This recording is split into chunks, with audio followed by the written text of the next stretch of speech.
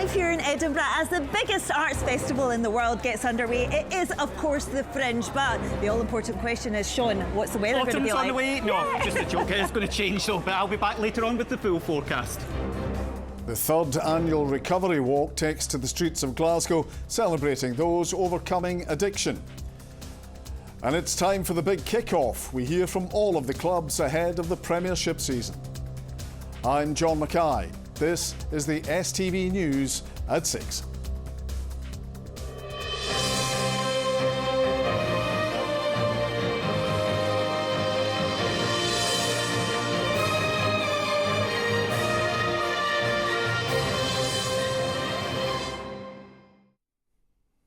Good evening. He's been hailed Scotland's greatest sportsman, and today tributes poured in from the great and the good, and the young and the old. Andy Murray bowed out of professional tennis last night after losing in the quarter-finals of the doubles at the Paris Olympics. Today, his legacy stood firm. 3 Grand Slam titles and 2 Olympic golds, medals behind him and a centre court named after him. In his hometown, always a hero, as Caitlin Hutchison has been finding out. Fairy tale ending, which would have been winning a medal, but having a brilliant run has been, but happy.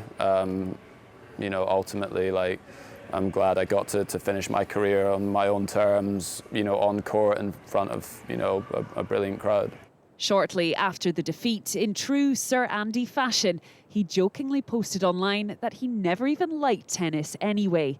And the words of support started flooding in. The Prime Minister thanking him for 2 decades of phenomenal entertainment and sportsmanship, while the First Minister hailed him Scotland's greatest ever sportsman.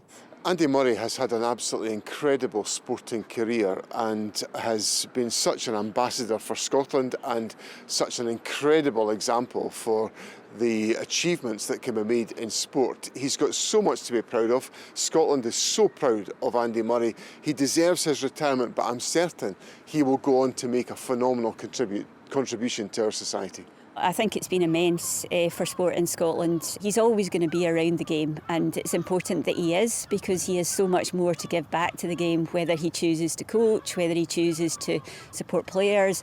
I don't know. I mean, we would certainly welcome any sort of support he could give to us. Feeling inspired, these budding tennis players, proof that his legacy is more than just trophies. I just think he's a good role model for other people and that people should follow in his footsteps. Keep a grit, I guess, and keep going, because even in the last match he just played, he had a bit of a spark of hope. He's such an amazing player and I really looked up to him. I think that he should have maybe stayed 2 more months, but obviously he always gets injured. Well, we'll still see him in non-competitive matches, and that'll be good to watch. It's a bit sad because he's been an amazing player for a very long time, and it'll be sad to see him go. Back home in Dunblane, where the young tennis star first picked up a racket, the sadness of the moment intermingled with memories. I remember when he went to the first Olympics and all the primary schools were lined up the high street. And it was lovely. You got redecorated cupcakes and stuff. So it's sad that it's come to an end. It's like the end of an era for us all. The tennis legacy that he and his brother will leave is, you can't put a price on that. He's far too young to retire, but as he says, his body's ready for retirement. Really sad. He's such a great guy. He's been an influence for everybody in the whole town. He's a special guy for us. With his name safely secured in the history books, Sir Andy Murray is bowing out as a true legend of the game he loves so much and joining other Scottish stalwarts of the sporting world. So, Caitlin, what's the mood like in Dunblane today? Well, mixed emotions certainly here tonight. Disappointment that it all had to come to an end, and people here telling me that they feel they've been on the journey with Andy these past 20 years. There for the highs, the lows, the wins, the losses and the injuries, and of course also a feeling of immense pride, of course. Pride, especially at the news that Queen's Centre Court is to be renamed the Andy Murray Arena. In his honour, a very fitting tribute for a man who's made such a mark on the global tennis stage. Caitlin in Dunblane, thank you. Well, he certainly did make his mark on the global stage. Jamie Bothwick has been looking back at the highlights of a career which has spanned decades. The pinnacle of a stunning career, the fulfilment of a sporting destiny. When Andy Murray was crowned the first men's British winner of Wimbledon in 77 years, it was the culmination of a life of dedication to tennis. I just enjoy all of it. I like practicing and playing matches. Doesn't really bother me what I do, just as long as I'm playing. Murray was earmarked from an early age as a player of prodigious potential, even if it wasn't immediately obvious to his mum. I have two sons, and I have to say that when I started them both off when they were sort of 3 and 4, Andrew was absolutely awful. A talented all-round sportsman, teenage Murray turned down the chance to pursue football and instead enrolled at the Sanchez Casal Academy in Barcelona to further his tennis dream. 2 years later, he won the Junior US Open. A year on, Murray turned professional and began to climb that ladder. By 2006, he was British #1, and within 12 months, he broke into the top 10 of the world rankings. Murray earned his first Grand Slam final appearance in 2008, losing in straight sets to Roger Federer.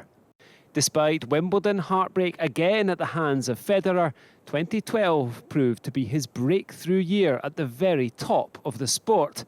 Murray returned to centre court and won Olympic gold before claiming his first Grand Slam title in New York. It happened. It was long. The boy from Dunblane was now ready to take his place in history. Second match, Murray. You know, Wimbledon is the pinnacle of our sport, of tennis, so to win it, you know, is a great achievement. The Scots star was granted the freedom of Stirling, and he showed that global stardom would never dim his love for his home. I think everyone knows that I'm extremely proud of where I come from. There was much he still craved to achieve. Winning the Davis Cup with Great Britain in 2015 was his next big on-court milestone.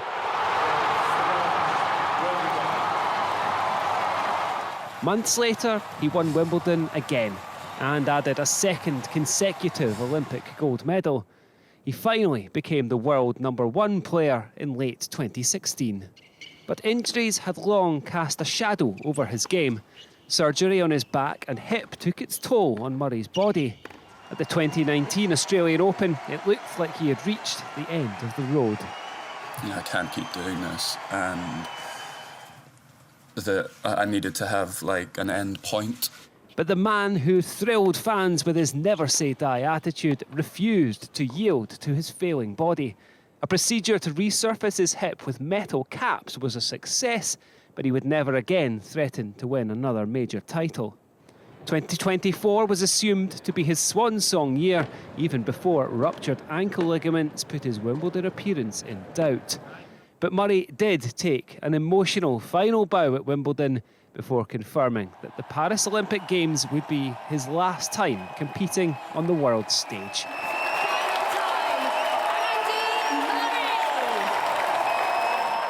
He departs tennis entwined in the history of the sport, one of the big four in the greatest era for the men's game.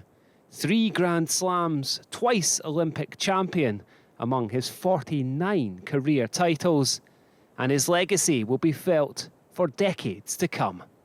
Jamie Borthwick, STV Sport. The deputy leader of the Scottish Conservatives has confirmed she is running for the party's leadership. Megan Gallagher says she offers a new beginning. She joins Russell Finlay and Brian Whittle in declaring a bid to succeed Douglas Ross. The winner will be announced on the 27th of September. The Edinburgh Fringe Festival begins today as the capital gets set to welcome thousands of shows, performers and tourists to the biggest arts festival in the world. With everything from theatre, dance, comedy and more on offer, there's plenty for everyone to enjoy. And Laura Boyd is there now. Laura, how's it looking? Oh, John, excitement is really building here. I'm here at the Assembly on George Street, where there is such a buzz because the Fringe kicks off today in style. And my goodness, there are so many shows to see across the coming weeks. There's about 3,600, which I think equates to 52,000 performances, with acts coming from 58 countries around the globe. But one act who's not had to travel that far is Ireland's finest and Fringe favourite, Mr. Jason Byrne. Hey, Laura. What a title that was for you, what a build-up. Yeah, that was great, yeah. How many times have you done the Fringe? Oh my God, since 1996, so it's going to be like, in 26 it's going to be 30 years. You don't look old enough. I know, I'm not old enough, no, I look fantastic. The reason why I look fantastic, by the way, is because, you know, a bit of a tip for everybody. I've been up to Morningside and up to the charity shops. Just where all the rich people discard all their stuff. I got this for a tenner. All the designer stuff up to Morningside. It's great, fantastic. You look very fancy, a bit like a fancy doctor. Yes, I'm a fancy doctor, which there's many of them in Morningside. Now, Jason, tell us about your show this year. Yeah, so I've called it No Show, right? So basically the idea is I'm using the audience quite a lot to create the show over the night. And the thing is that if the show is not any good, it's their fault. You know what I mean? So, and then people have gone, like, Jason, why'd you call it No Show? It's like every time you do a show, it feels like you haven't really prepared anything. So, but I do prepare some stuff. But last night, I had a whopper, right? What happened? Oh my God, just the usual Scots coming. And I try and start my show every year anyway. So I just went, look, I'll leave it to them, right? And a guy said that he was a property manager, right? And then another girl right across the room went, he's a Johnny. A Johnny? And I had no idea what that was. People who are not Scottish were all like, what? And she just, but you Scots, you never explain what it is. And she just kept going, a Johnny. He's a Johnny. And then somebody went, janitor. He's a janitor. It's mad. It's like you just shorten everything. So yeah, she was hilarious. I mean, this poor guy was a Johnny, not a manager, not a property manager. I love it. You love the audience interaction. Very quickly, where can we come and see you? Yeah, so I'm in the Assembly Hall at 8:40 p.m. forever. Get out of here. Listen, don't miss it. He's an absolute hoot. We're going to have more from the Fringe for you later in the show. Stay with us. Jason, let's go grab a drink. All right, let's go. Now to news in the West, and hundreds of women in the East End of Glasgow have come together for their third annual Recovery Walk. The event celebrates local women and their families who are managing addiction or helping others overcome theirs. Vanessa Taff has more. Another big step in their recovery journey. Women like Alison, who've battled addiction, join this group of women every year to highlight their positive path to sobriety. I was caught up in addiction. It was alcohol with me, and it was every night I was drinking. And to me, I didn't think I was affecting anybody else, when really I was affecting everybody around about me. I had no confidence. I was dead within myself. I came here and it's built my confidence. Getting the right medical and emotional help has meant she's 3 years substance-free. The days about women being hurt, I think it's harder for women in recovery. MD knows me, any of the women, in the other cafes, I'm always dancing, I'm always talking away. Women do recover as well. The centre helps around 60 women a week, and many volunteer to support others. Stigma often presents a barrier to getting more women help when they need it most. It's dead hard for women to come for the first time because it's very daunting. All these women are really proud to be in recovery.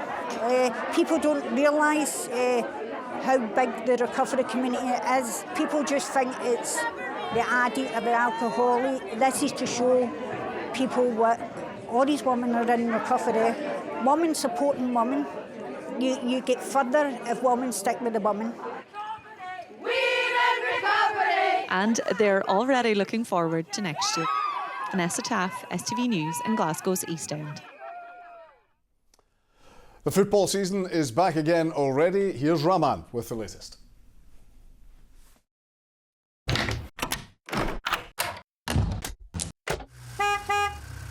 STV Sport, sponsored by the C.R. Smith Summer Sale. Good evening. Yes, it's the big kick-off this weekend as all 4 leagues get underway. We start with the Premiership champions, and Brendan Rodgers says Matt O'Reilly hasn't been affected by the interest in him, as he confirmed the club has received bids for the midfielder. Meanwhile, at Rangers, after signing a new 4-year contract until 2028 as manager, Philippe Clement says he's fallen in love with the club. On Sunday, in Glasgow's East End, Celtic begin their quest for their 4th league title in a row. Just over 2 months after Callum McGregor and Joe Hart held aloft the Premiership trophy, the champions begin their defence against Kilmarnock, and Brendan Rodgers is setting the bar high. Our objective is to win every domestic trophy. You can't hide behind anything other than that. We're in an exciting Champions League format, so we want to can we get into the playoff stage of that. The club has received and rejected bids for Matt O'Reilly in the summer. Rodgers says the midfielder remains focused. There's speculation with a top European team or Premier League teams can wobble you, there's no doubt, but I've not seen that. I've not seen that with him at all. And I think we have a lot of communication on it as well. You know, he knows my feelings on his ability and where he's at and where he can go to. But it's like everything in life, it's all about timing. At Rangers, Philippe Clement has spoken of his joy after signing a new long-term contract. I feel good here. I love this place. I love this club. I love the city. I love the fans. I love the atmosphere in Ibrox. All the fans who are in the away games. So it was my feeling also to do it longer term. Clement has signed 9 players this summer as he rebuilds his squad. I'm 200% sure we're going to be much better in October and November, and December, and the months coming after. It's a squad with a lot of potential, more potential than there was last season. And for sure with the things we still want to do. So that's also the idea, to improve as a club and to become better. St Mirren manager Stephen Robinson admits his team will need to step up a level when they face Brann in the 3rd qualifying round of the Conference League, while Kilmarnock boss Derek McInnes says he's disappointed with the poor goal that led to their Europa League exit. The Saints defeated Valur 4-1 in Paisley last night, with Mark O'Hara's strike the pick of the goals. They'll be at home for the first leg next week. Killie lost 1-0 to Cercle Bruges in Belgium, going out 2-1 on aggregate. They drop into the Conference League, where they'll face Norwegian side Tromsø. Hearts boss Stephen Naismith has spoken of his excitement with Atletico Nacional left-back Andres Salazar and midfielder Malachi Boateng set to sign for the club. The Tynecastle side start their league campaign at home to Rangers tomorrow. Meanwhile, at Hibs, head coach David Gray says the mood is good in his squad and is looking forward to what he hopes is a successful campaign. Let's hear from both and the rest of the top-flight managers. I think it will be a much more competitive league. For us it'll be a busy one because of our schedule. As long as we continue to move forward and progress, then we're doing something right. I'm certainly looking forward to it. I see a group of players that look as if they're relishing the challenge this week, and you just want to get off to a good start. Of course you do, but you know, the first game, the first 5 games or whatever doesn't define your season. What I'm looking more closely at is just to try and find that level of consistency. There's been a little bit of change within the squad, you know, so it's been a big part of, you know, being involved in that, you know, making decisions and what the key areas were to, you know, strengthen the squad. We're trying to build ourselves into being a top 6 football club. Some things have been put in place that say that we are. Other things we're still working on, and that takes time and money. And that has to be the ultimate goal, progress the football club. Really enjoying it. I'm enjoying being on the grass every day and enjoying the reaction I'm getting from the players. I think that's ultimately what I'll be judged on, which will be the results and performances. But if we can keep the mood high and add a few additions to the squad that we've already got, a very good squad of players here, we're looking forward to hopefully a very successful season. The reason I've not signed too many players is because I enjoyed what we were last year and I want to try and get those improvements this season from the team that was there last year. perfect fixture for both teams to kick the season off with. You know, you can see the appetite that's out there for the game, and you know, in terms of the season, the tickets that have been sold within, I think, 90 minutes, it was a sellout. It's fantastic. You know, it's great for the city. You know, two real proper football teams, two institutions. You know, having played a derby for a while, in the opening game of a league campaign, we find ourselves playing one another. So it just, you know, I'm looking forward to getting into the league campaign. We've brought quite a lot of new players in. We need time to gel. Yeah, it's really exciting. I think everybody feels it, and it's time to start with the league now, and we're looking forward to it.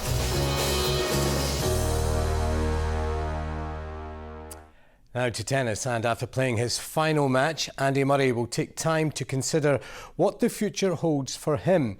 His mother, Judy, believes the former world #1 could take up a coaching role in the sport. I spoke with Judy, reflecting on her son's career. It's been a long and, well, stressful but incredibly successful journey. I think, you know, since he first started playing his first competition, I think he was almost 6, just at our club at Dunblane, and you know, here we are 31 years later. And I think that he has changed the face of British tennis. I'm looking forward to seeing what he does next, and looking forward to a bit of normality in life, I would say. What do you think he will do next? I'm not sure. I think he'll probably take a little bit of time to just sort of get used to being off the tour, spend time with his family, of course, and yeah, I could see him getting involved in a coaching capacity with some of the younger British and Scottish players, for sure. I could see him doing the sort of role that Ivan Lendl did with him, you know, the sort of specialist coach that comes in for the major events. I could see him doing that with one of the up-and-coming youngsters from, well, whatever country. What a career Andy Murray has had. That, folks, is all your sport tonight. Have a great weekend. See you next week.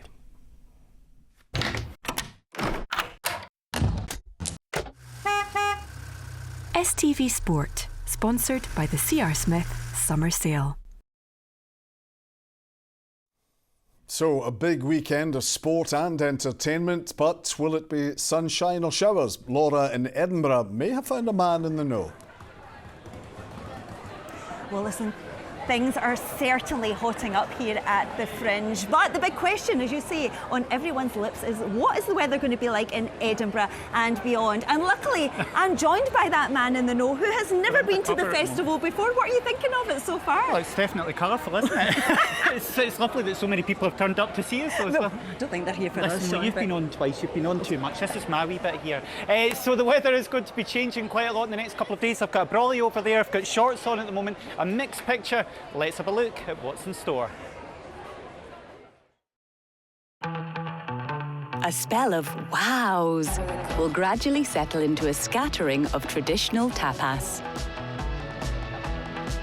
TUI sponsors STV weather. So yes, some big changes on the way, and that's all down to, well, look at that low pressure coming in from the Atlantic. Not just any low, lots of wind arrows around it as well, so it's going to turn very unsettled through the weekend, and especially into next week. We could get some quite heavy rain in some places, along with stronger winds, but also still staying quite warm as well. Now overnight tonight, of course, we've got the rain just now that's moving its way eastwards across the country. Some of it will be on the heavy side, but clearing away into the North Sea, and look at those clear skies coming in. Now, it's not going to be as cold as it was on Tuesday night, mind you. Saying that, lights have come up in Sanker tonight, down to about 5 degrees, so a little bit chilly in some spots, certainly again for the time of year. Now tomorrow morning we start off the day, plenty of dry, sunny weather round, but then from about midday onwards we'll start to see some showers coming in, especially from that wee weather front that's coming into western parts. Across the Highlands, Argyll and Bute, most of our showers here. Any showers across lights of Glasgow, Renfrewshire, Ayrshire and here over in Edinburgh as well should be fairly well scattered. Top temperatures tomorrow not quite as high, so not feeling quite as humid as it has today. Temperatures about 17 degrees. Now on Sunday, a lot of dry, sunny weather around. We've got some rain moving back into the west and again turning very unsettled across western parts of the country by the end of the day. And for holiday Monday, it will feel warm, especially around the North Highlands and the Murray area. Temperatures 22 to 23 degrees, lots of showers, but unsettled to start with next week. TUI sponsors STV weather.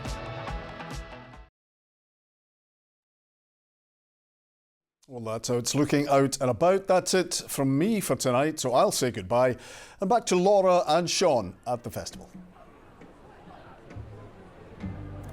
Well, I'm hearing that there are some power cuts at Fringe venues. Hopefully that will get sorted soon. But I'm delighted to be joined by one of the performers now from a truly stunning show. Ari, the Spirit of Korea, is absolutely beautiful. Now, how are you enjoying Edinburgh so far? Fantastic. The city is beautiful and alive. And what made you want to come to Edinburgh to the Fringe? Who doesn't want to come? It's absolutely beautiful, isn't it? Now, where can we see this truly stunning show? We are Ari. We are at the Assembly Main Hall on the Mount at 1:30. Brilliant. Well, we're going to let you go and perform. Sean and I are going to join in as well. We've got our fans at the ready. You know, I've actually found your biggest fan. Take it away. I've been practicing that for the last hour.